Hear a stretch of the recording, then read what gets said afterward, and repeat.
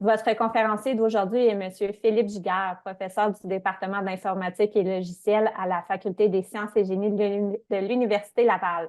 Donc, avant de débuter, je tiens à vous informer que la conférence d'aujourd'hui va être enregistrée.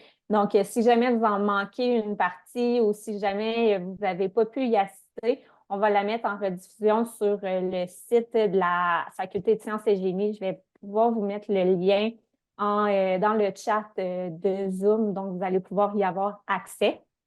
La conférence est d'une durée de 60 minutes avec 10 minutes à la fin pour les questions. Vous allez pouvoir poser vos questions dans le chat et je vais pouvoir les lire à haute voix à M. Giguère. Donc, toutes les conférences qu'on offre sont aussi disponibles à une clientèle corporative. Si jamais c'est quelque chose qui vous intéresse, vous pouvez toujours contacter la formation continue. Donc, c'est la dernière conférence de la saison 2023-2024. Notre offre de conférence pour 2024-2025 va sortir en septembre. Donc, restez à l'affût pour la programmation. Je vais donc laisser la parole à M. Giguère. Je vous souhaite une bonne conférence. Merci beaucoup, Rebecca, pour l'introduction. Oui, alors Philippe Giguère, professeur titulaire, je suis aussi le co-directeur du Norlab, qui est un laboratoire qui se spécialise dans la recherche pour les véhicules autonomes, les systèmes autonomes qui se déplacent dans des conditions difficiles comme la forêt boréale, les hivers québécois, ainsi de suite. Alors aujourd'hui, ça me fait grand plaisir de vous parler des voitures autonomes, qui sont quelque chose qui pique beaucoup la curiosité des gens. Et surtout, les gens se demandent quand est-ce qu'on va pouvoir en acheter de ces voitures-là. Ça fait quand même plusieurs années qu'on y travaille. Alors aujourd'hui, à travers cette présentation, je vais vous montrer différents éléments entourant ces voitures autonomes pour vous faire comprendre un peu plus les difficultés peut-être liées à leur développement et leur adoption. Donc, allons-y. Au niveau de la présentation, je vais commencer par un bref historique, puisque ça date pas d'hier qu'on rêve à ces voitures autonomes. Ensuite, un aspect important, c'est l'aspect sociétal, comment les voitures autonomes vont venir affecter notre société. Par la suite, je vais parler de quelques des composantes majeures, les capteurs, l'intelligence artificielle, par exemple, qui sont utilisés pour réaliser ces voitures. Ensuite, parler un petit peu de l'état du marché parce qu'on est rendu maintenant en 2024. Ça fait quand même depuis environ 2007 que les gens y travaillent. Donc, on voit une certaine mouvance en ce moment récemment au niveau des compagnies qui font des voitures autonomes. Et finalement, bien conclure cette présentation. Donc, au niveau de l'historique, ça date pas d'hier qu'on rêve à ces fameuses voitures autonomes. Vous voyez ici une publicité qui date de 1950, qui a été placée dans le Saturday Night Post, qui est un magazine quand même très populaire à l'époque. Et on voit ici dans cette photo, cette illustration, la fameuse famille nucléaire américaine, hein, deux enfants, une fille et un garçon, et on voit le papa et la maman qui jouent avec leur enfant à des dominos, par exemple. Et on peut présager que la technologie à l'époque, ce que les gens imaginaient, c'est d'avoir des routes qui étaient possiblement euh, conçues pour faire ces voitures autonomes. Donc, on voit des espèces de petites lignes noires ici, qui étaient probablement des aimants placés dans le sol. Et ultimement, ce que le véhicule fait, c'est sentir où se trouvent les aimants pour rouler. C'est une vision quand même un peu simpliste des voitures autonomes, parce qu'on ne parle pas ici d'évitement de collision et ainsi de suite. Mais déjà, on voit le concept de est-ce qu'on doit modifier l'environnement pour permettre le développement de ces voitures autonomes. Les premiers balbutiements pour les systèmes robotiques mobiles, ça date des années 60. L'Université de Stanford a développé un robot mobile qui s'appelle Shaky. Vous allez voir d'ailleurs un peu plus tard pourquoi il s'appelle Shaky. Et pourquoi aussi tard par rapport à l'illustration d'avant, mais c'est parce que nos voitures autonomes, nos systèmes autonomes doivent avoir une capacité de calcul qui peut être montée sur le véhicule. Donc, on voit ici, par exemple, les trois ordinateurs. Et à l'époque, bon, on parle de 192 kilooctets, hein, alors qu'aujourd'hui, on a des mémoires qui sont peut-être pratiquement 1 million de fois plus généreuses pour nos ordinateurs. Donc, être capable de miniaturiser suffisamment les ordinateurs pour les embarquer sur un système mobile. On voit ici donc les roues. En termes de capteurs, on voit ici des télémètres, des caméras de télévision, des antennes pour pouvoir communiquer aussi avec une station de traitement de base. Mais dans l'ensemble, la majorité du calcul se faisait à l'intérieur du robot. Remarquez aussi l'environnement. Bien que ce soit une image noir et blanc, vous devriez constater que les obstacles ici, ce sont des formes géométriques qui sont très contrastées par rapport au sol. Parce qu'à l'époque, les algorithmes de vision numérique n'étaient pas très développés. Donc, on devait simplifier beaucoup l'environnement pour être capable de réaliser des expériences sur les déplacements autonomes. Donc, si on regarde une petite vidéo aussi de l'époque, en plus, à l'époque, on n'avait pas les terminaux, on utilisait des imprimantes pour pouvoir taper les commandes. Et on voit ici le robot, donc chez qui a reçu l'instruction d'aller se déplacer. Vous voyez une petite marque au sol ici. Donc, c'est la trajectoire qu'il doit faire. Donc, le robot a dû trouver qu'il y avait un obstacle entre le point de départ et le point d'arrivée. Et il s'est établi un sous-objectif qui était ici. On va le voir un petit peu dans quelques instants. Donc, l'ordinateur doit avoir la capacité de raisonnement. Donc, vous voyez ici, l'obstacle a été détecté. Le point de départ ici. Et l'algorithme de planification de déplacement doit donc trouver un sous-objectif ici pour faire le contournement, le placer ici. C'était les deux sous-objectifs. Et par la suite, comme je vous disais, le robot Shaky, son nom vient du fait que c'est une tour très haute, donc on voit qu'il commence un petit peu à branler lorsqu'il se déplace. Donc, vous voyez ici, notre robot a atteint son objectif final. Quelque part, nos voitures autonomes ne sont pas tellement différentes de ce système-là. Hein. L'objectif d'un robot mobile, c'est de partir d'un point de départ A et d'aller à un point d'arrivée B, tout en évitant les obstacles sur le chemin. De chez qui les gens ont commencé vraiment à dire, bon, on peut sortir maintenant des laboratoires et tentons de résoudre le problème du déplacement de façon autonome, mais pour des véhicules routiers. Donc, on voit ici le projet VAMARS, un projet allemand des années 80. Ensuite, dans les années 90, un projet ici qui s'appelle Alvin, qui utilisait des réseaux de neurones relativement simples pour prendre une image très contrastée à l'entrée pour ensuite calculer la commande. Donc, par exemple, est-ce que je veux rester au centre ou tourner vers la gauche, la droite ou tourner vers la gauche. Donc, c'est la sortie de notre système. Donc, ça prend directement une image et il se calcule une commande pour le volant. Et finalement, ici, vous avez le projet Navlab qui, lui, avait réussi à traverser de façon autonome environ 98% de la côte est vers la côte ouest américaine, donc près de 4500 km de conduite autonome, mais sur les réseaux autoroutiers. Un aspect important ici à constater, c'est la grosseur des véhicules. C'est pas un accident. C'est dû en grande partie au fait qu'à l'époque, les ordinateurs n'étaient pas aussi miniaturisés qu'aujourd'hui. Donc, on devait avoir non seulement une grande capacité, un grand espace pour stocker les ordinateurs, mais aussi stocker les alimentations électriques, les systèmes de climatisation pour refroidir les ordinateurs et ainsi de suite. Mais quand même, on voit ici un progrès qui s'installe. Dans les sociétés et dans les gouvernements aussi, pour susciter les développements technologiques, on peut offrir des contrats de recherche à des entreprises ou des universités. Mais parfois, on cherche des solutions qui sont novatrices, très créatrices, très créatives, qui sortent un peu, si vous voulez, du cadre normal des recherches. Donc, on a vu au fil des années, des gouvernements faire des grands concours publics, des concours nationaux, pour dire, ben, j'ai un problème, est-ce que quelqu'un peut le résoudre? Et il va avoir un prix en argent. Donc, un exemple, par exemple, c'était pour le problème du calcul de la longitude avec les bateaux. La latitude, on peut la calculer à partir de la position des astres dans le ciel. Pour ce qui est de la longitude, si vous voulez, c'est le décalage horaire. Donc, ce qu'on doit faire, c'est mesurer c'est quoi justement le décalage horaire par rapport, par exemple, à Londres. Et pour ça, on doit être capable d'avoir des montres, des horloges qui sont capables de tenir le temps de façon très précise. Mais à l'époque, on parle de 1714 ici pour ce concours-là, les horloges sont tous basées sur des oscillations de mécanique. Et vous pouvez imaginer que si vous placez votre horloge, une horloge grand-père avec un pendule, vous placez ça sur un bateau qui a du tangage et du roulis, mais ça va venir interférer avec le calcul, le maintien de l'horaire. Alors, l'objectif du prix de longitude, justement, c'était de développer des montres qui étaient insensibles aux différentes rotations du bateau. Donc, c'est un concours qui avait été fait en 1714. La France, avec Napoléon III, pour ses marins, vu qu'elle voulait leur assurer une bonne alimentation, cherchait un substitut au beurre. Donc, la margarine, tant aimée et tant détestée, a été inventée justement suite à ce concours de substitut du beurre. Le gouvernement américain, via l'agence DARPA, qui est le Defense Advanced Research Project Agency, offre aussi régulièrement de ces grands concours pour stimuler les innovations.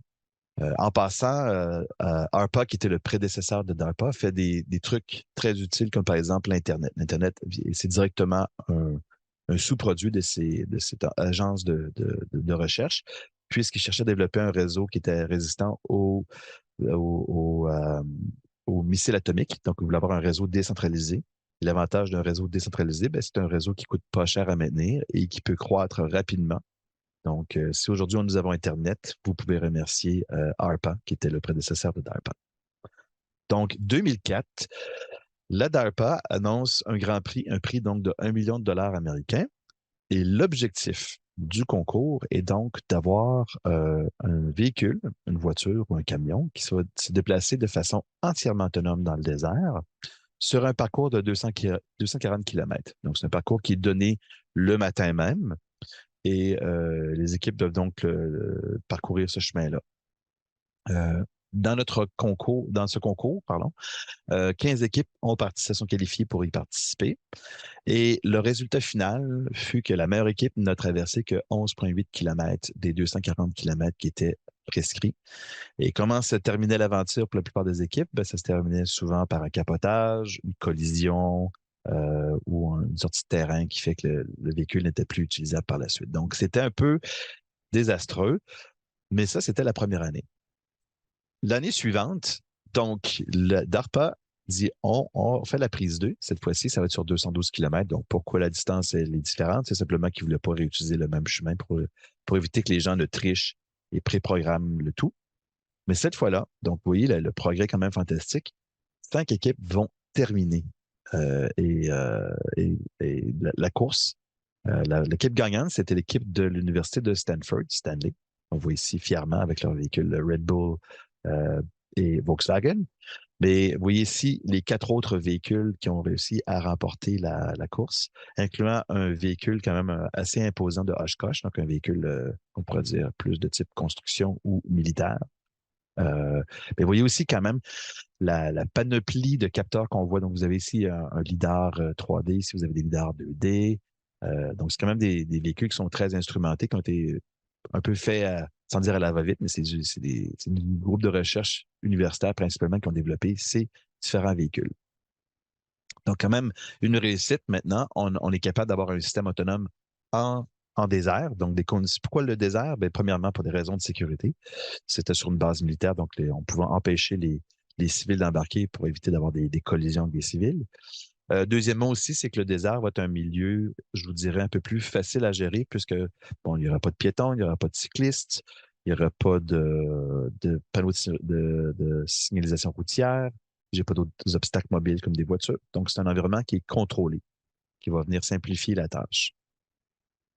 Ce qui nous amène maintenant à la version urbaine du challenge. Donc, en 2007, euh, à partir du succès du premier DARPA Challenge, les gens ont dit, bon, on va maintenant augmenter la difficulté du concours. On va y aller dans un contexte urbain. Et cette fois-là, encore là, on a eu des gagnants. Donc, c'était l'équipe de Tartan Racing de l'Université de Carnegie Mellon qui a emporté la victoire. Donc, ce qui est important ici, c'est que non seulement on doit être capable de se déplacer dans un contexte urbain, mais en plus, ils avaient des voitures télécommandées et parfois aussi avec des pilotes qui se promenaient pour simuler de la circulation routière. Ils devaient aussi respecter tout le code de la route, effectuer des stationnements parallèles et effectuer des stationnements plutôt simples, là, juste à reculons, pour démontrer donc la capacité de gérer l'environnement urbain. Donc, l'équipe qui a gagné, je le disais tout à l'heure, c'est le Tartan Racing. Mais ce que je voudrais souligner ici, c'est le directeur de l'équipe gagnante, c'est Chris Ormson, que vous ne connaissez probablement pas. Et Chris a été par la suite embauché par la Google X, qui à l'époque était la branche de Google qui faisait des projets un peu, disons, très avancés. Donc, ils avaient développé leur voiture Google Car, d'où le titre de la présentation, qui maintenant est rendue une compagnie qui s'appelle Waymo depuis environ une quinzaine d'années. Et par la suite, Chris est parti pour aller fonder sa propre compagnie qui s'appelle Aurora. Donc, la raison pourquoi je mentionne ça, c'est que ce qu'on constate dans le domaine, c'est que la plupart des grandes entreprises, les startups qui font les voitures autonomes sont issues de ce concours-là. Donc, ce que ça signifie, c'est que ça a été un déclencheur important d'avoir ce concours-là pour la création de cette industrie qui probablement a dû générer pas loin d'une centaine de milliards de dollars d'investissement depuis une vingtaine d'années. Donc, c'est quand même une industrie qui n'existait pas avant, qui a été lancée par ce concours. Donc, l'importance, et rappelez-vous, là, le prix en argent n'était que de 1 ou 2 millions de dollars. Bien sûr, il y avait l'infrastructure qui coûtait peut-être plusieurs dizaines de millions de dollars, mais vous voyez comment le gouvernement, avec très peu d'argent, a réussi à créer de toutes pièces cette nouvelle industrie. Donc, quelles sont les causes de ces succès? Alors, pourquoi on ne pouvait pas faire des voitures autonomes dans les années 80, 90, début 2000, et pourquoi aujourd'hui on est capable d'avoir des systèmes qui sont proches d'une voiture autonome? Premièrement, j'y ai fait allusion tout à l'heure, c'est la puissance de calcul embarquée. Pour tous ceux qui possèdent des cartes graphiques NVIDIA ou, si vous êtes chanceux, pour ceux qui ont acheté des actions de la compagnie NVIDIA, parce que vous avez vu que depuis un an, le prix a monté en flèche, eh bien, vous avez littéralement accès à un super ordinateur des années début 2000. Hein, un ordinateur qui coûtait peut-être 2 milliards de dollars, comme Blue Gene, etc., d'IBM, qui prenait un gymnase au complet dans les années 2007-2008. Puis aujourd'hui, dans une carte graphique très avancée, vous avez la même puissance de calcul. Donc, comment vous dirais-je, c'est pratiquement inimaginable d'imaginer ce gymnase d'ordinateur compressé dans un chip. Ben, c'est ce qu'on a aujourd'hui. Et on peut acheter ça pour quelques milliers de dollars. Un autre aspect important, c'est le côté captation d'informations. On a maintenant accès à beaucoup de capteurs pas chers. Les caméras, par exemple, on peut acheter des caméras pour moins de 5 à 10 dollars. Les caméras que vous avez dans vos cellulaires, ça coûte au maximum 40 dollars au niveau du prix d'achat. Il y a beaucoup de logiciels derrière ça, par contre, là. Donc, caméra coûte pas cher. Les lidars, les premiers lidars qu'on avait sur le marché pour les voitures autonomes, c'est des lidars qui coûtaient plusieurs dizaines, presque centaines de milliers de dollars. Aujourd'hui, on peut acheter des lidars pour moins de 3000 dollars, par exemple. Je vais parler tout à l'heure, c'est quoi un lidar? Les centrales inertielles, donc, c'est ce qui vous permet de voir les accélérations, mesurer les rotations du véhicule. Ben, encore là, on peut acheter des centrales inertielles pour quelques dollars. Si vous avez un cellulaire, ben, vous avez une centrale inertielle dans votre cellulaire. Puis à l'extrême, on peut aussi acheter des centrales inertielles qui coûtent plusieurs dizaines, voire centaines de milliers de dollars pour des situations comme par exemple les sous-marins nucléaires ou des missiles. Donc, premier élément, le calcul embarqué. Le deuxième, la captation. Et ensuite, qu'est-ce qui va tourner qu'est-ce qui va exploiter ces calculs, cette puissance de calcul disponible? Bien, ça va être les algorithmes.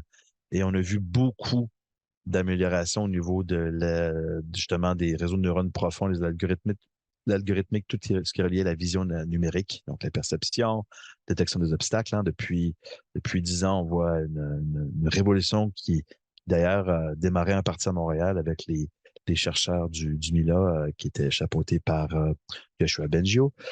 On voit aussi beaucoup d'améliorations au niveau des algorithmes de planification, ainsi de suite. Donc, tout ça mis ensemble, si vous voulez, cette recette fait qu'aujourd'hui, bon, on peut rêver à avoir de ces voitures autonomes-là qui vont circuler sur nos routes. Au niveau société, je trouve ça intéressant la voiture occupe quand même un espace important, donc je trouve ça important d'en parler. Un des problèmes qu'on constate avec l'utilisation de la voiture, c'est que ça cause beaucoup de morts. On parle d'environ 1,2 million de morts par année à travers le monde. Donc, c'est quand même un objet de consommation qui quand même a un coût élevé en termes de mortalité.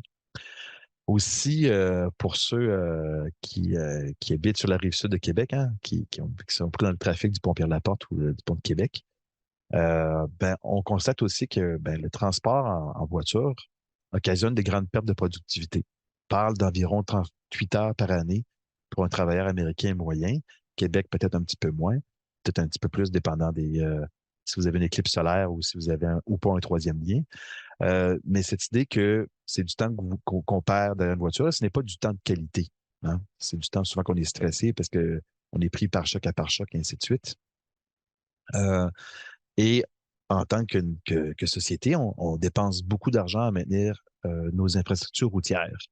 Et c'est en partie dû que si on veut assurer une certaine fluidité du trafic fait par des voitures conduites par des humains, ben on doit avoir, par exemple, une certaine distance entre des voitures, ce qui impose une capacité maximale de voitures à l'heure sur certains tronçons.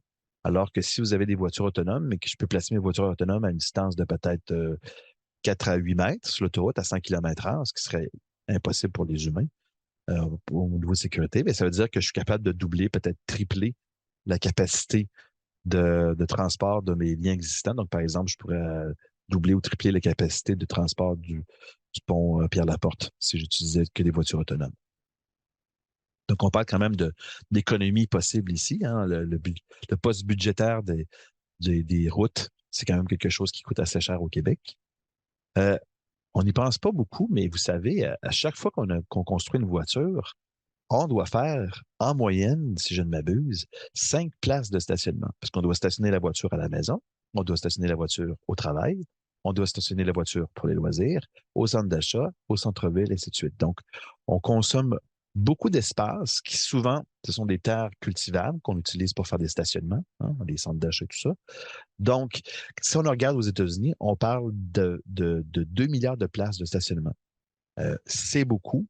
Et juste pour mettre un peu ça dans le contexte, c'est en asphalte, c'est l'équivalent de couvrir plus que l'État du Maryland, ou si vous voulez, 2 fois l'État du New Jersey, qui est entièrement couvert d'asphalte uniquement pour les stationnements nécessaires aux voitures autonomes.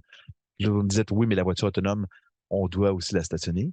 Oui, mais ce que les gens imaginent comme futur, c'est un futur où vous n'achetez plus une voiture, où vous vous abonnez un peu comme avec Communauto ou pour les vélos, où vous vous abonnez à un service. Et lorsque vous avez besoin d'une voiture, vous la commandez, un peu comme Uber, vous la commandez sur votre cellulaire. La voiture autonome arrive chez vous, vous vous installez dans la voiture et elle va vous porter à l'endroit ce que vous voulez. Donc, vous n'avez plus besoin d'acheter cette voiture, donc plus besoin d'un stationnement à la maison. Et comme vous ne stationnez plus la voiture au travail, ben, vous n'avez plus besoin de la voiture au travail non plus, donc plus de stationnement, et ainsi de suite. Donc, on vient réduire beaucoup la pression sur les stationnements. Aussi, beaucoup d'entre nous ne sont pas aptes ou plus aptes à conduire une voiture, soit pour des questions d'âge, de santé ou d'handicap. Donc, le fait d'avoir des voitures autonomes redonne une mobilité, une liberté de déplacement que certaines personnes, certains de nos citoyens ont perdu. Donc, vous voyez, beaucoup de problèmes qui peuvent être réglés avec ces voitures autonomes. Aussi, on constate graduellement un changement de mentalité. On voit ici justement l'idée c'est une prédiction qui a été faite il y a quelques années par The Economist, où on voit que les constructeurs prévoient que une baisse de la croissance de la production de voitures pour se stabiliser éventuellement, puisque un jour, on va arriver à un système où on va y aller plus en autopartage. Et à partir du moment où vous partagez les voitures, ben, on a besoin de moins en construire. Et c'est quelque chose qui est quand même important parce que beaucoup de gens ne le réalisent pas, mais une voiture, c'est environ 10 à 20 de vos dépenses. Donc, quand vous avez une voiture, ben, vous travaillez peut-être une demi à une journée par semaine pour payer votre voiture. Donc, c'est beaucoup de temps et d'énergie qu'on consacre à payer une voiture qui, au final, on n'utilise que peut-être 1% ou 2% du temps. Donc, d'un point de vue économique, c'est pas très efficace d'avoir une voiture.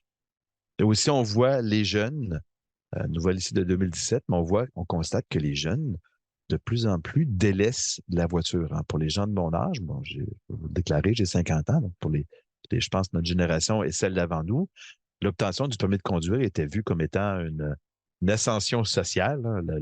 L'achat d'une voiture encore plus, mais c'est important d'avoir un permis de conduire. Ça faisait partie d'un rite de passage de l'adolescence, alors qu'aujourd'hui, ben, c'est beaucoup plus le cellulaire, les profils en ligne qui vont être une source je vous dirais, sans dire de fierté, mais un endroit où les gens vont passer du temps à peaufiner.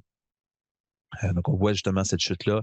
On passe de 43%, 44% à 35% pour les 16 à 19, qui est comme l'âge à laquelle nous, on rêvait tous d'avoir des permis. Puis, vous voyez, chez les 20 à 24 ans, on passe de 72 à 67. Donc, vous voyez ici une baisse de l'intérêt pour l'utilisation des voitures chez les jeunes. Donc, on a mis un petit peu la table, une espèce de mise en bouche de pourquoi est-ce qu'on voudrait avoir des voitures autonomes, depuis quand y rêve-t-on? Et maintenant, je vais commencer à m'attaquer à certaines des composantes. Donc, on va voir un petit peu, pour faire un jeu de mots plate, là, on va lever le capot pour aller voir qu'est-ce qui se passe en dessous de ce système autonome-là. Vous avez ici une illustration qui montre un peu les différentes composantes, donc les différents modules. Donc, on fait beaucoup une approche modulaire pour les voitures autonomes. Et on voit aussi la direction des flèches nous indique un peu les interrelations. Donc, à la base ici, j'ai ma voiture qui, équipée de capteurs, me donne des mesures qui vont me permettre à la fois de faire ce qu'on appelle d'extraire de l'information sémantique. Donc, quelle est la nature et la classe des objets qui sont présents devant moi. Et aussi, on va utiliser ces mesures-là pour estimer la pose du véhicule, donc la position. Ensuite, on a un beau petit problème circulaire ici parce que j'ai besoin d'une carte pour faire mes planifications.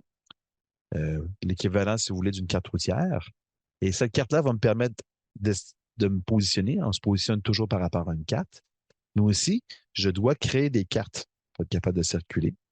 Et pour créer des cartes, ben, j'ai besoin de la pose. Donc, vous voyez ici, la pose est utilisée pour faire la carte et la carte est utilisée pour faire la pose. Donc, j'ai un beau problème circulaire, ce qui rend la chose un peu difficile. À partir du moment que j'ai trouvé les différents obstacles dans l'environnement, que j'ai ma carte ici pour me dire où sont les routes, les intersections, et où est-ce que je suis situé dans cette carte, ben là, je peux faire ce qu'on appelle de la planification. Et on va calculer des commandes qui vont être envoyées au véhicule. Donc, des commandes, ça va vers des moteurs, ce qu'on appelle des actionnaires. Et pour les voitures autonomes, ben, les deux principaux actionnaires, c'est ce qu'on appelle la commande latérale, donc le volant, pour me permettre de dire est-ce que je veux changer de direction, et une commande de type longitudinal, donc selon l'axe de la voiture, est-ce que je vais aller plus vite ou ralentir, donc le frein si vous préférez. Donc, vous voyez ici, on a une boucle et constamment, on va faire tourner cette boucle-là peut-être une vingtaine de fois par seconde. Donc, on prend des mesures, on estime la pause, je trouve les obstacles, je planifie mes déplacements, j'envoie mes commandes, elles sont exécutées et ainsi de suite. On va faire ce qu'on appelle en anglais le sense, think, act. Donc, la boucle capter, penser, agir. Donc, c'est très commun pour les systèmes asservis ou les systèmes autonomes. Donc, le premier élément qu'on va regarder tous ensemble, c'est au niveau des capteurs. Donc, quels sont les types de capteurs qui sont utilisés pour ces voitures-là?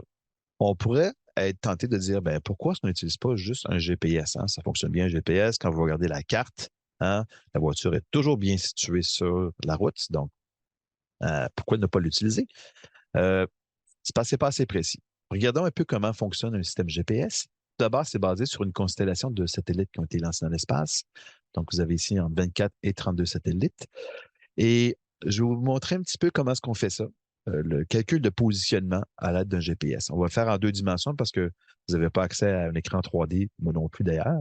Donc, on va le faire en 3 dimensions, mais la démonstration, si vous voulez, elle est la même en 3 dimensions qu'en 2. Donc, ici, je vais avoir une constellation de 3 satellites puisque j'ai besoin de 3 satellites au minimum pour me localiser en 2D. Me localiser en 3D, j'aurais besoin de 4 satellites, par exemple. Et on va estimer la position du récepteur GPS en mesurant le temps de transmission des ondes radio entre le satellite, parce que les satellites, ce qu'ils vont faire, c'est qu'ils vont essentiellement émettre un signal qui contient une horloge, et le récepteur va capter ce signal-là, et à partir de ce signal-là, va être capable d'estimer la distance entre lui-même, donc entre le récepteur et un satellite. Donc, par exemple, j'ai le satellite S1 ici, et mon récepteur est situé pour l'instant, je dispose qu'il est situé. Disons qu'il mesure une distance telle que représentée par la flèche. Ce que ça signifie, c'est que mon récepteur peut être situé n'importe où sur ce qu'on appelle une contrainte ici, donc un cercle. Donc, il faut constater que peu importe où ce que je suis sur ce cercle, la distance par rapport au centre va être la même. Donc, un satellite me donne une contrainte circulaire en 2D. En 3D, ce serait une contrainte sphérique. Donc, mon récepteur va capter un signal d'un deuxième satellite. Et là, ce qu'on voit, c'est maintenant, je vais avoir 2 intersections. Donc, je ne sais pas exactement où ce que je suis, puisque j'ai une ambiguïté. Et mon 3e satellite, la 3e mesure, va me permettre de lever cette ambiguïté. Vous voyez ici, j'ai un 3e satellite, je mesure une 3e distance. Et au final, donc, on va faire l'hypothèse que notre récepteur est situé à l'intersection des 3 contraintes. Vous voyez ici. En 3 dimensions, la preuve essentiellement est la même. Mon premier satellite me donne une contrainte sphérique. Mon 2e satellite, j'ai une autre sphère. Donc, si vous faites l'intersection de 2 sphères, vous devriez être capable de voir que vous allez avoir un cercle. Hein? Après ça, mon 3e satellite, j'ai une sphère avec le cercle. Le cercle va venir percer la sphère sur 2 points. Donc, je vais encore là avoir l'ambiguïté. Et mon 4e satellite va faire lever l'ambiguïté. Donc, c'est comme ça qu'on obtient un positionnement avec le système GPS.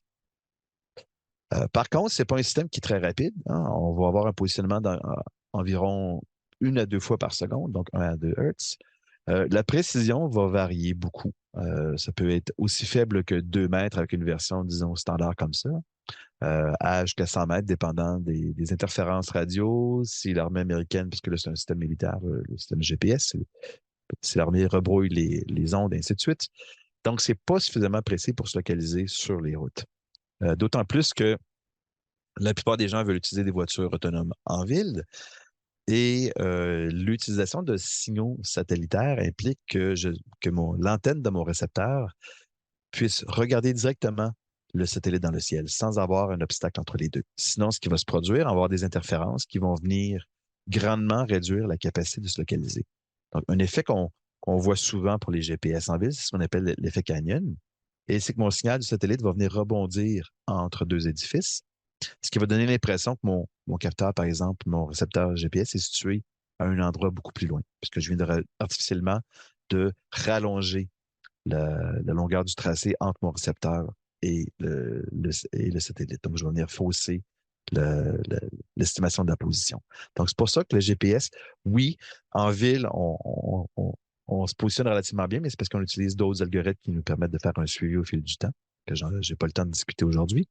Mais il y a aussi que votre système GPS qui va faire, c'est qu'il va, s'il estime la position à 3 mètres à côté de la route, il va simplement rabattre votre position sur la route parce qu'il se dit la voiture ne peut pas rouler dans l'édifice. Mais le message ici, c'est non, je ne peux pas conduire une voiture autonome juste avec un signal GPS. C'est d'autant plus vrai que c'est facile à truquer pour ceux qui suivent le conflit ukrainien en ce moment avec la Russie.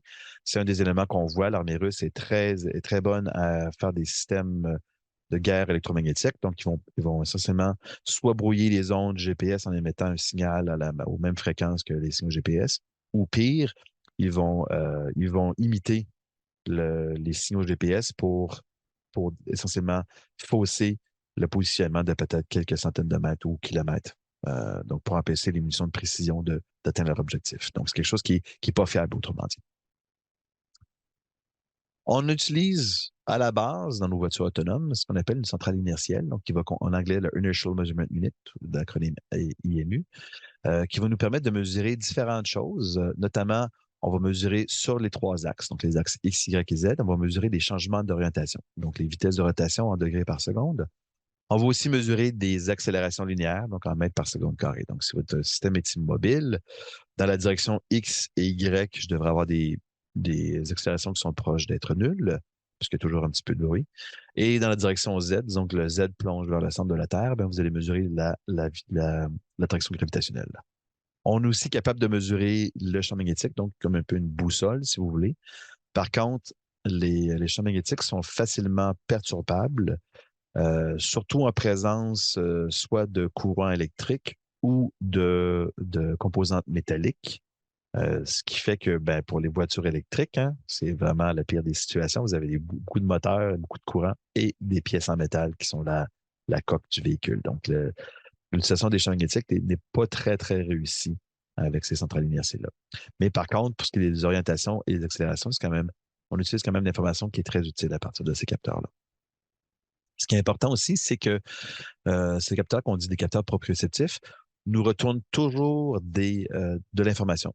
Peu importe les conditions environnementales, donc si mon véhicule tourne dans une tempête de neige ou en plein soleil, mon gyroscope va toujours me donner les mêmes mesures. Donc, c'est des mesures qui sont extrêmement fiables, mais qui sont, par contre, ils ont leurs propres défauts qu'on va voir un peu plus tard.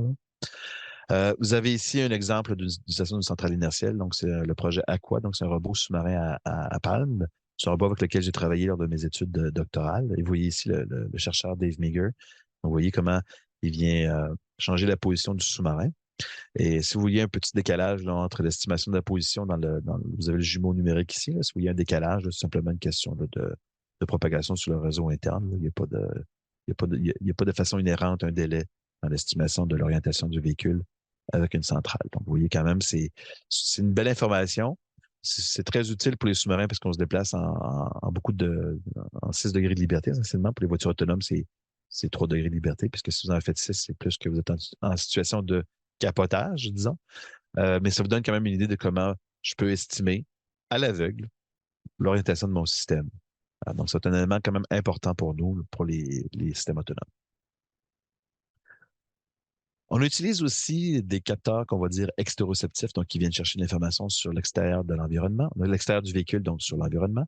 Le radar pourrait être une source d'information qu'on pourrait penser utile parce que le radar, surtout pour le Québec, ben, ça nous permet de voir au travers du brouillard, de la pluie et de la neige et on obtient des forts échos lorsque c'est réfléchi par un objet qui est métallique. Donc, les voitures étant faites de métal, de fer, d'acier, eh bien, on a généralement des bonnes signatures du radar avec ces véhicules-là. Donc, vous voyez ici, par exemple, c'est une espèce de tache floue avec un signal qui est très fort, là, que j'ai indiqué en rouge ici. Donc, ça, c'est bien pour trouver nos véhicules. Hein. Si vous avez une voiture là, qui automatiquement maintient la distance sur l'autoroute, ce qu'on appelle les cruise control intelligents, ben, souvent, c'est basé sur un radar là, qui va vous dire la distance en mètres par rapport au véhicule devant vous. Mais gardez en tête, c'est des tâches qui sont relativement floues, les voitures. Puis, l'autre problème, c'est que vous allez avoir beaucoup d'espèces de petites taches floues un peu partout dans l'environnement. Hein. Vous avez un panneau de circulation, vous avez un parapet fait en métal. Donc, tous les objets métalliques vont vous donner un retour d'écho. Et, et c'est toujours des retours qui sont relativement flous. Donc, c'est des systèmes qui sont relativement difficiles à interpréter au final. Donc, on ne va pas nécessairement se baser à 100% sur un radar pour faire une voiture autonome. Ça peut être une mesure d'appoint, ça peut être un système pour faire des freinages d'urgence dans les conditions météo, mais ça ne va pas être notre modalité de captation privilégiée pour pouvoir développer une voiture autonome, précisément parce qu'il manque c'est très flou comme signal. La plupart des voitures autonomes vont se baser plutôt sur l'utilisation du lidar, qui, si vous le voulez bien, est l'équivalent, le pendant du radar, mais au niveau de signal optique. Donc, le radar va utiliser des ondes électromagnétiques dans des fréquences qui sont relativement basses, alors que le lidar, ça va utiliser de la lumière comme onde électromagnétique. Donc, le nom le dit, Light Detection and Ranging. Donc, avec ça, on va avoir une vision, si vous voulez, tridimensionnelle dans l'environnement, beaucoup plus précise. Donc, commençons par un lidar 1D, donc un lidar qui va me donner juste une mesure de distance. Donc, on va encore là, un peu comme le GPS, on va se baser sur le concept du temps de vol hein, pour mesurer la distance. Mais cette fois-ci, contrairement au GPS où l'émetteur était dans le satellite et le récepteur, c'était votre GPS, ici, l'émetteur et le récepteur vont être directement sur le capteur. Donc, je vais avoir un laser qu'on voit ici. Mon laser va envoyer un faisceau très étroit dans l'environnement. Lorsqu'il va arriver sur une surface réfléchissante, un objet par exemple, eh bien, il va y avoir un écho lumineux qui va être retransmis vers le récepteur. Notre récepteur ici doit donc capter la lumière qui correspond à cet écho-là. Et la lumière voyage quand même relativement vite. Hein, c'est 300 000 km par seconde. Donc, ça prend des systèmes qui sont très précis au niveau du chronomètre ici, pour être capable de mesurer des distances. Par contre, c'est un système qui est très précis. On est capable d'avoir des mesures de l'ordre du millimètre parce que c'est basé sur des horloges et on est capable de faire des horloges très, très, très précises.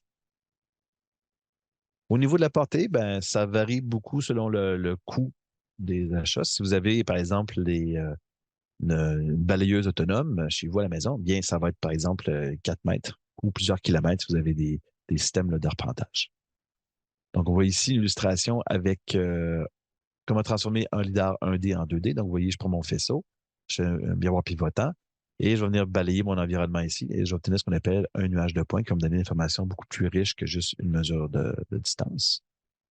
Et c'était d'ailleurs un des capteurs qui était utilisé abondamment sur le véhicule cette année. Donc, vous voyez, il en plaçait 5 avec des angles différents pour être capable de bien couvrir, si vous voulez, d'avoir une vision pratiquement tridimensionnelle de l'environnement. Les systèmes plus modernes vont se baser sur ce qu'on appelle les lidars 360 3D. Donc, c'est essentiellement ce qu'on va faire pivoter notre lidar, non pas le miroir, mais vraiment toute la tête. Et aussi, on va combiner plusieurs lidars en parallèle. 1D. Donc, vous voyez ici le Velodyne HDS 64E. Donc, ça va être 64 faisceaux qui vont nous retourner 1,3 million de points par seconde avec un balayage de 360. Donc, c'est quelque chose qui est très riche en information. Par contre, il faut être capable d'avoir la puissance de calcul pour digérer cette information-là. Le capteur, comme je vous disais au début de présentation, c'est quand même un capteur assez cher, 80 000, mais aujourd'hui, on est capable d'en avoir en bas de 3 000 de ce genre des 16 faisceaux, on est capable d'en avoir en bas de 3 000 . Le genre de perception de l'environnement, vous l'avez ici. Donc, c'est des sorties brutes, disons, qui nous sont dans notre capteur. Donc, on voit les cercles ici, c'est dû au fait qu'on fait un balayage en 360. Et on voit donc les différents obstacles, surtout les obstacles qui sont verticaux. On va bien les voir ressortir, donc les édifices, les voitures, et ainsi de suite. Notre lidar aussi nous retourne l'information sur ce qu'on appelle la réflectance. Donc, si vous voulez, si une surface est sombre ou claire. Vous avez ici l'exemple d'un lidar, d'un retour de lidar. Donc, si vous voulez, en se déplaçant, ils ont réussi à peindre tout l'environnement avec le lidar. Donc, vous voyez ici, entre une journée ensoleillée et une journée pluvieuse, on ne voit pas de grandes différences d'apparence. Puis ce qui est intéressant, c'est qu'on est capable de retrouver des marqueurs, par exemple les passages sur piétons, les lignes pour tourner ici, et ainsi de suite. Donc, c'est quand même une information qui peut être très utile pour détecter les positions, les différentes voies de circulation sur la route. Il existe dans les voitures autonomes deux camps. Si vous voulez, il y a les camps des entreprises qui développent des solutions avec LiDAR et des solutions sans LiDAR. Par exemple, Tesla, pour ceux qui en possèdent une, statistiquement, avec 32 personnes dans la salle, il y a seulement une personne qui a une Tesla. Ben, eux, ils ont dit, LiDAR, c'est des pièces mobiles mécaniques, ça coûte cher, c'est pas utile. Nous, on va y aller avec une solution qui est entièrement basée sur des caméras. Donc, quand on regarde ici la panoplie de caméras, donc ça vient avec 8 caméras, une Tesla. Des caméras avec des focales longues, donc si vous voulez un effet de zoom vers l'avant pour être capable d'aller voir jusqu'à des véhicules à 250 km, 250 mètres à l'avant. Puis des caméras sur les côtés et à l'arrière qui ont un champ de vision plus large, essentiellement pour être capable de voir les obstacles qui sont proches de nous et non pas les obstacles qui sont très, très loin. Mais l'idée, c'est qu'on a une couverture 360 avec toutes ces caméras-là. Donc ça, c'est la partie captation. Un élément important, donc, de la conduite autonome, c'est de retrouver la pose de nos véhicules. On va utiliser en premier lieu ce qu'on appelle l'odométrie. Donc, on vient placer des capteurs qui mesurent les rotations des roues. Et avec notre centrale inertielle, qui, on l'a vu tout à l'heure, me permet de trouver les rotations, de retrouver l'orientation du véhicule, eh bien, on va faire ce qu'on appelle de la navigation à l'aveugle. Je vais intégrer les informations de distance d'odométrie et de rotation avec mon gyroscope pour estimer la position du véhicule sans utiliser de capteurs qui prennent l'information sur l'environnement. Donc, c'est vraiment, je vous mets un bandeau sur les yeux, puis vous estimez votre position. Donc, sur une voiture autonome, ce que ça donne, lorsque on va ici l'estimer en vert, il va y avoir des petites erreurs qui vont s'accumuler, ce qui fait que après un certain temps, je vais avoir une divergence entre mon estimé réel, donc la position en rouge ici, et la position estimée. Donc, je ne peux pas utiliser uniquement de la navigation à l'aveugle. Éventuellement, je vais entrer en collision avec le mobilier urbain ou d'autres voitures parce que je vais être sorti de ma voie, si vous voulez. Donc, ce problème-là de divergence, c'est quelque chose qui est propre au capteur proprioceptif. On ne s'en sort pas. Donc, quelque part, je vais avoir besoin d'utiliser d'autres capteurs. Hein. Le petit jeu qu'on a tous joué à l'enfance, c'est un peu ça. C'est un jeu qui tend à démontrer les faiblesses des capteurs proprioceptifs. Si on bande les yeux, puis on dit à la personne, à l'aveugle, tu dois aller planter la queue de l'âne. Et on le sait très bien que c'est pas très, très bon. Donc, j'ai besoin de mes yeux, si vous voulez, des capteurs extéroceptifs, pour venir vraiment bien planter cette queue de l'âne. Parce que, bien entendu, je pourrais payer plus cher à avoir un meilleur capteur. Donc, vous voyez ici des capteurs et si vous notez ici les unités, c'est des unités un peu bizarres. C'est le coût fois le volume, fois le poids, fois la consommation. Donc, pour avoir des capteurs extéroceptifs, pardon, proprioceptifs qui ne divergent pas beaucoup, on voit ici ce qu'on appelle le circular error probability. Donc, ça, c'est le temps en secondes que ça prend pour avoir une erreur de localisation de plus de 10 mètres. Donc, vous voyez ici pour des petites centrales inertielles comme ce que vous avez dans vos cellulaires, ça prend peut-être 20 secondes pour avoir une erreur de localisation qui va être de 10 mètres. Donc, c'est pas très précis. À l'extrême ici, vous avez des centrales inertielles qui sont utilisées, par exemple, pour les sous-marins et les missiles. On voit ici que ça prend peut-être 100 secondes, 1000 secondes pour avoir une erreur de localisation de 10 mètres. Mais l'idée, c'est que ces capteurs-là, ici, coûtent peut-être plusieurs centaines de milliers de dollars. Donc, il n'est pas question d'utiliser ça pour les voitures. Donc, c'est plutôt des capteurs de cette gamme-là ici qu'on va utiliser.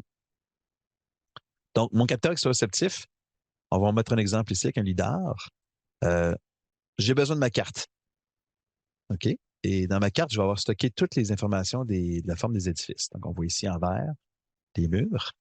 Et lorsque ma voiture autonome dit, bon, ma navigation à l'aveugle me dit que je suis situé à l'endroit indiqué ici, Mon lidar, lui, fait un scan et vous voyez qu'il y a un décalage entre les impacts lidar mesurés, donc mon nuage de points, et les édifices. Donc, on va jouer ce petit jeu-là de ce qu'on appelle du recalage d'un nuage de points.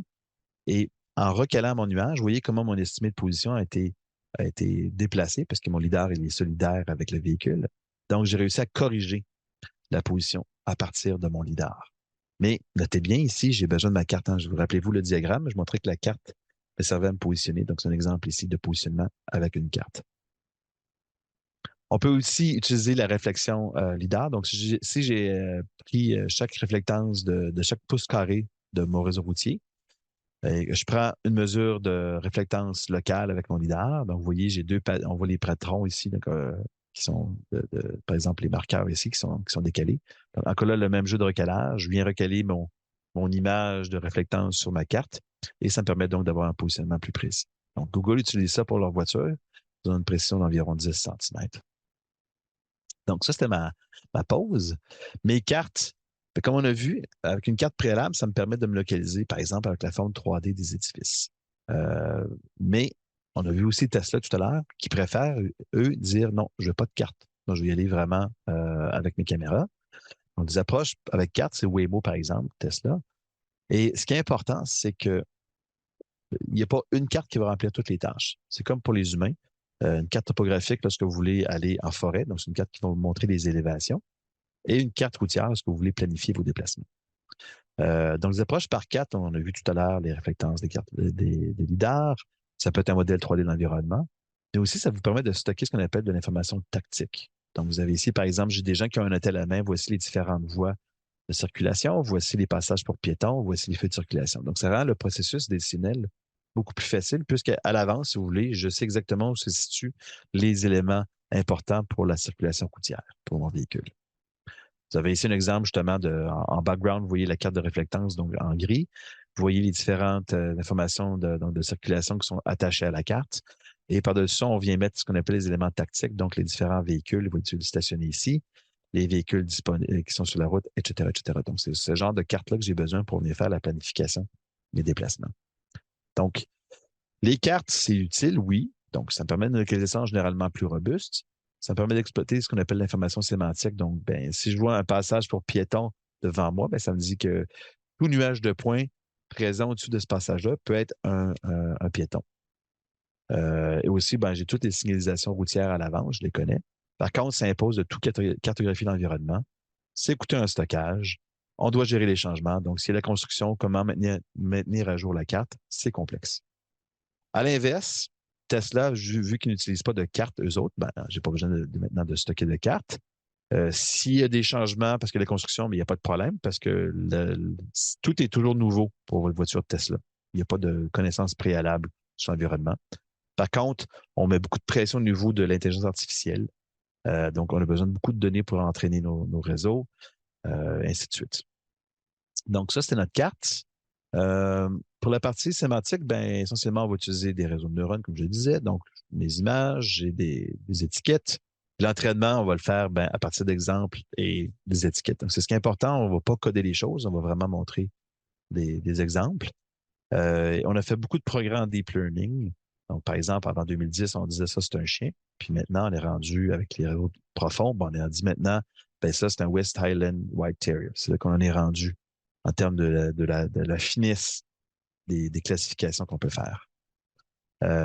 Et pour une voiture autonome, ben, ça fait quand même beaucoup d'objets à suivre, hein, ce qui est quand même surprenant, parce que nous, les humains, en général, on est capable de suivre 1 à 2 objets dans l'environnement.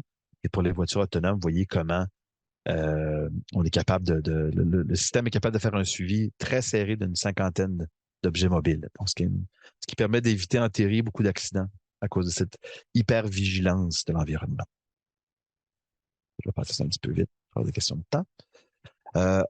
Une des difficultés, par contre, des voitures autonomes, c'est de gérer ce qu'on appelle les inattendus. Donc, vous avez une scène ici un peu cocasse. C'est une dame sur une chaise roulante électrique qui pourchasse un canard en tenant un balai à la main. Donc, c'est ce genre de situation que vous devez prévoir lorsque vous faites des voitures autonomes. Ce qu'on appelle statistiquement, ce qu'on appelle les distributions à longue traîne. Donc, on pense développer des voitures pour des situations nominales, comme vous voyez là, des situations de trafic. Ça, il n'y a pas de problème. On est capable depuis une dizaine d'années, sinon 20, 15 ans, de traiter ce problème nominal-là. Ce qui retarde beaucoup l'adoption des voitures autonomes, c'est ce qu'on appelle les événements à longue traîne, donc les événements très, très peu probables. Par exemple, avez-vous pensé à détecter les avions qui circuleraient devant votre véhicule, des chaises qui flotteraient dans les airs parce que personne déménage? Hein? Ou ici, vous avez un exemple des cônes oranges qui sont placés dans un angle tel que vous avez l'impression d'avoir un feu de circulation rouge. Donc, la voiture devrait s'arrêter puisqu'elle voit apparaître ces feux de circulation-là. Ou, un exemple ici, une surface réfléchissante, vous voyez des voitures qui foncent vers vous, mais essentiellement, c'est un effet miroir. Donc, c'est un des éléments qui fait qu'en ce moment, on a de la difficulté à gérer, à avoir des véhicules autonomes, c'est qu'on n'arrive pas à épuiser la source infinie d'événements pour lesquels on devrait traiter. Je vais passer ça pour des questions de temps. Pour aller directement maintenant dans l'état du marché. Donc, qu'est-ce qui se passe maintenant? Pourquoi on n'a pas de voiture autonome? Donc, vous avez ici une hypothèse émise par Edwin Olson, je la trouve intéressante. Donc, l'idée, c'est de mesurer la distance qu'on a entre ce qu'on appelle les désengagements du système d'autopilote. Donc, ça veut dire que l'autopilote dit, j'ai un problème, il arrête, le système d'autopilote arrête, donc l'humain doit reprendre le contrôle. Et ici, l'hypothèse, c'est que l'humain, vu qu'il ne porte pas attention à la voiture, chaque désengagement cause un accident mortel. Donc, c'est l'hypothèse relativement forte. Et on sait que on a une mortalité par 100 millions de milles en ce moment. Et ce que Edwin constate, c'est qu'on double la distance entre les désengagements aux 16 mois. Donc, c'est une croissance qui est rapide, mais qui, quand même, on part de très, très, très loin. Et ce qui fait comme hypothèse, c'est que si on prend la droite ici, qu'on étire, donc c'est une échelle, ici, c'est une échelle logarithmique, et la distance moyenne entre les mortalités, on obtient que les droites se croisent en 2035. C'est une hypothèse. Donc, soyez patient pour avoir des systèmes 100% autonomes où il n'y a pas de volant dans la voiture. Aussi, comme tout système, on est moderne, je vous dirais, technologique. On est sujet à ce qu'on appelle en anglais les hype cycles. Donc, c'est la compagnie Gartner qui produit ça chaque année. Et ce qu'on voit en ce moment, c'est que les voitures autonomes, on est rendu au stade de la vallée de la désillusion. Donc, il y a 7 ans, on était au sommet ici. Donc, c'est où on a un maximum d'attente. Puis, bon, on assiste donc à cette chute-là ici. On voit ici le Generative AI, par exemple, les ChatGPT de ce monde. En ce moment, c'est au sommet des attentes. Donc, ne vous inquiétez pas, éventuellement, ça va finir par tomber ici. Pour, après ça, doucement, avoir la pente de l'illumination et après ça, on arrive à un endroit où c'est commercialement disponible. Donc, le fait qu'on soit situé dans ce creux-là, bien, on constate, par exemple, beaucoup de fermetures d'entreprises. Apple a fermé sa division de voitures autonomes il y a environ 6 mois. Ghost Autonomy a fermé ses portes, Argo AI aussi.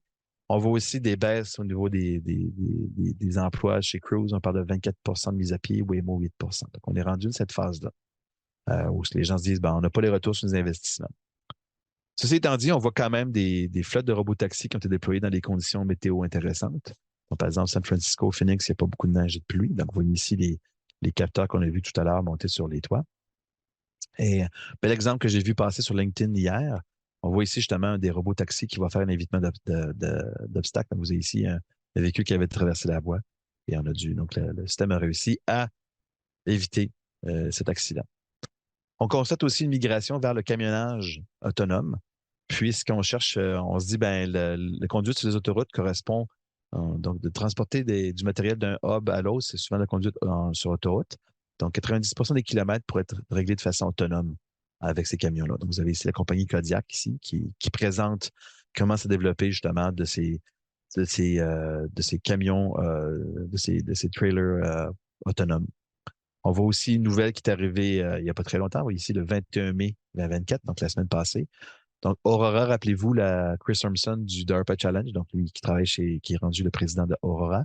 Vous voyez comment les deux entreprises se sont associées pour justement commencer à développer des remorques autonomes pour justement être capable d'avoir du transport de marchandises fait de façon automatique, disons 90 Donc, pour conclure, donc la technologie existe. On est rendu vraiment dans une phase de raffinement qui est ralentie par justement la quantité d'événements très peu probables. Tous les grands manufacturiers de ce monde ont un groupe qui travaille sur les voitures autonomes. On voit une grande influence des progrès du deep learning pour améliorer les performances, donc ce qui implique d'avoir des captures massives de données et des nouvelles architectures neuronales pour être capable de résoudre ces problèmes. Je pense que ça va venir bouleverser la société, un peu comme Internet a grandement modifié notre société. Et en ce moment, on est dans une phase de consolidation des investissements, donc fermeture d'entreprises, base des investissements. Mais je pense qu'on quand même on se rapproche d'une solution qui va arriver un jour. Et justement, le genre de solution, ce sont les robots-taxis et les camionnages qui sont disponibles, je vous dirais, ou incessamment disponibles dans notre société. Donc voilà, ça conclut ma présentation. Désolé, j'ai toujours de skipper certains endroits, mais je voulais quand même rester dans les temps. Alors, ça va me faire grand plaisir de prendre vos questions si vous en avez. N'hésitez pas. Donc, je vais y aller, si tu me permets, Rebecca, je vais y aller directement. Donc, Patrick Fournier qui nous pose, par rapport au risque d'accident d'un conducteur humain, quel serait le risque d'accident d'un véhicule autonome qui serait acceptable socialement? C'est une bonne question. C'est une question qui me dépasse d'ailleurs moi-même. Parce que si vous avez une voiture autonome qui fait moitié moins d'accidents qu'un humain, ça veut dire qu'aux États-Unis, vous auriez des entreprises qui seraient responsables légalement pour la mort de 25 000 personnes. Et est-ce que, donc d'un point de vue société, on a sauvé 25 000 vies, mais on a des entreprises qui ont tué 25 000 personnes. Donc, ce qui se passe, je pense, c'est que l'appétit du risque est très, très, très faible. On va demander à une voiture autonome d'être essentiellement 10 à 100 fois plus sécuritaire qu'un humain. Euh, En partie, pour, je veux dire, de point de vue légal, mais je pense aussi que c'est difficile au niveau de la psychologie d'une société de dire je vais accepter d'avoir une, une composante qui va tuer des gens. Hein. On pense à la cigarette aujourd'hui. On ne pourra pas, par exemple, mettre sur le marché de la cigarette. Ça serait interdit. Donc, je pense que c'est une question collective où est-ce qu'on va mettre la barre parce que il y a des gens qui disent le fait qu'on n'accepte pas les voitures autonomes aujourd'hui légalement, dans beaucoup d'autres endroits, c'est on tue des gens de façon inutile. Et comme je vous dis, c'est une question d'appétit du risque. Fait que moi, je peux vous dire probablement que il va falloir être probablement 10 à 100 fois plus sécuritaire qu'un humain. Donc, d'ici ce temps-là, on laisse des gens mourir inutilement sur nos routes avec ce créneau-là. Question d'Alex, est-ce que la sécurité des systèmes informatiques est tenue en compte? C'est une excellente question. Malheureusement, on doit toujours diviser pour conquérir. Donc, les chercheurs qui s'occupent de faire des voitures autonomes ne s'occupent généralement pas de la sécurité informatique. On laisse cette composante-là aux gens qui sont spécialisés. Donc, on fait l'hypothèse que mon système est inviolable. Je ne peux pas avoir de hacker qui peut venir placer du code sur mon système. Simplement qu'on peut pas, une équipe de recherche ne peut pas résoudre tous les problèmes de la Terre. Mais effectivement, faut aussi poser la question, parce que la journée qu'on a un système autonome, et il n'y a plus de voiture, il n'y a plus de volant dans nos voitures, ben, si une nation hostile vient placer du code sur nos voitures, ce qui fait que à 8 heures le matin, un 17 mars, toutes les voitures font un braquage violent à la droite pour avoir des accidents monstres partout, effectivement, on va avoir un problème. Mais je fais confiance aux gens de la sécurité informatique.